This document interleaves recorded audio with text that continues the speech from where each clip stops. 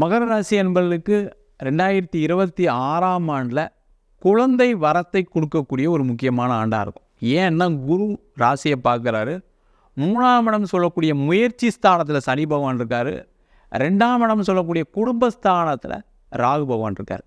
நிறைய மகர ராசி என்பவர்கள் குழந்தை இல்லாமல் இருக்கிறதுக்கு காரணமே என்னென்னு கேட்டிங்கன்னா, அவங்க எல்லாம் ஏதாவது ஒரு ஜாயின்ட் ஃபேமிலியில் இருப்பாங்க, ஏதாவது ஒரு கமிட்மெண்ட்டில் இருப்பாங்க.